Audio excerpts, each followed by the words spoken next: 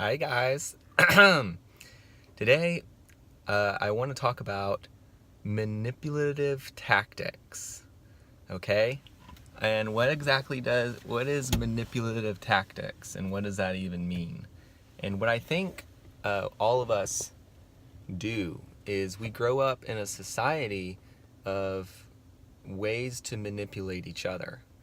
We grow up, we learn how to manipulate to get our own way, to do what we want to do in the world, and that's how we all kind of navigate the world, is manipulating each other and going off each other's manipulation. The thing is, though, manipulation, it sounds very,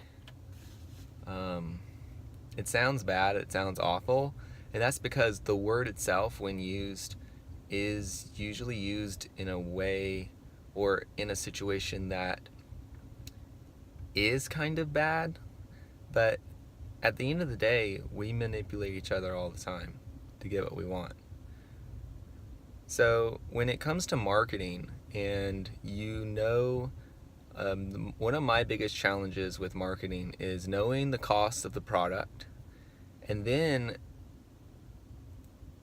feeling like I'm lying to everyone else to try to buy the product at a higher price, knowing that the product only cost me $5 and I'm trying to sell it at $20.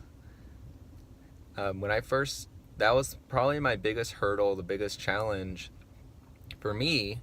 Not everyone is going to feel this way, but for me, my biggest challenge was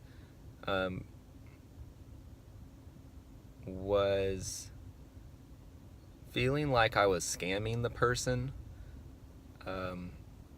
because it cost me $5 and I'm trying to sell it to them for 20, and I manipulate them enough, convince them that they should buy it, and trust my store or whatever. And a lot of people, there's a lot of YouTubers and a lot of people who will teach you to, oh, I need to build trust, I need to get the client to trust me, or get the people to trust my store.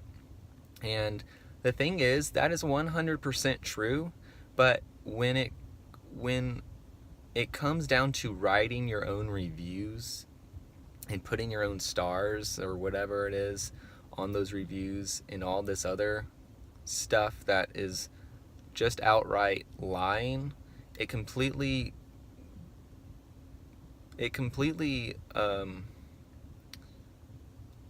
think about you as the customer. If you're on the store, you trust the reviews, and everyone else is going to trust those reviews too if you're writing them. And so in a way, that you kind of have to think about your own lines and your own boundaries and how far you're willing to go, and if you are okay with that. For me, I have tried both ways. I have written my own reviews and I have put them on my stores and tested them out. And you know what? Yes, they did work, but I felt awful after because I knew that it was misleading. And yeah, there is a lot of misleading you do or you can think you're doing, such as trying to convince someone to pay $20 for a $5 product. But at some point you do cross the line in terms of, I'm scamming this person, you know? So that's something that I don't think a lot of people even talk about in marketing. They don't talk about how far you should go. And really, I'm not here to tell you how far you should go, but I do think writing your own reviews, basically lying to the person or the customers you're selling to, that's not really treating them that's not treating them well. And you want your customers to come back. And if they ever find out that your reviews aren't real, if you ever make a mistake and copy and paste the same review somewhere else and they find out, it's going to completely disrupt your whole everything that you're trying to do. So copying other reviews on the same product, that's really fine. I don't see there being any problem with that. Like if you go on Amazon and someone's selling the exact same product, literally it's the same quality and everything, then yeah, why not copy those reviews? Because they're reviews on the product. Unless it's a customer service review, and then it's kind of like, okay, I don't know, you know?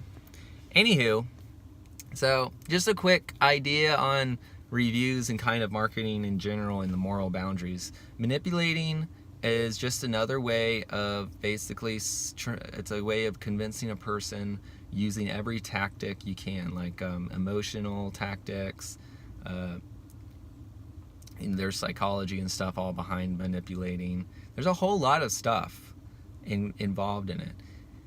And I've been thinking about, I remember when I first got started, which wasn't really that long ago, but marketing itself for me in general has always been hard, just because of the whole feeling like I am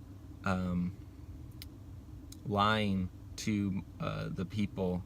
But at the end of the day, you have to value yourself. You have to value your time. You have to do that. You can't, you know, and that's something that I finally realized, and that gave me justification to why pricing the product at, you know, $20 when it's only $5, that big gap is like, that is all my time. That's all of the, you know, marketing. That's everything that goes into it. So I have to sell it at that, and I'm perfectly fine with doing that.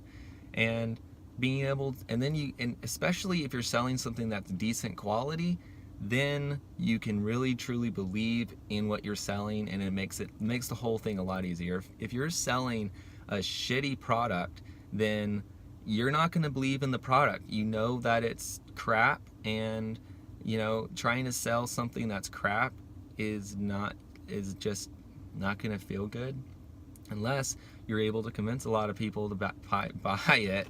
And you know, then you're going to get a lot of returns and people calling their card company and discharging the card or whatever.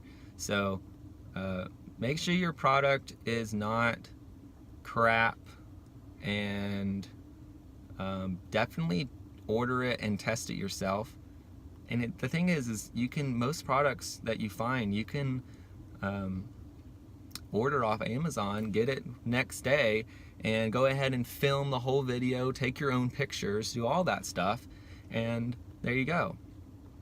The problem with ordering off Amazon is you are obviously paying for the gap difference, whereas if you bought it off of AliExpress or something, then you could definitely get it for a lot cheaper. So it really depends on what you want to do.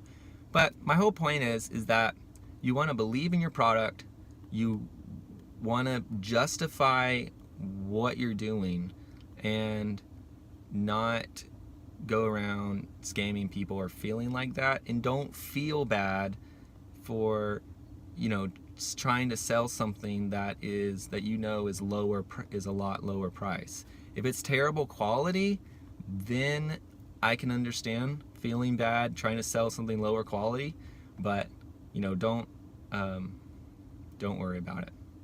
Just choose something that's good quality, test it out, and you'll be good to go. Anyways, that's all I have to say. So I hope you guys are having a great day, and I will talk to you all in the next video. Go ahead and like and subscribe if you did like it, dislike it if you don't like it or whatever, and you know, I'll see you when I see you. Okay, have a good one.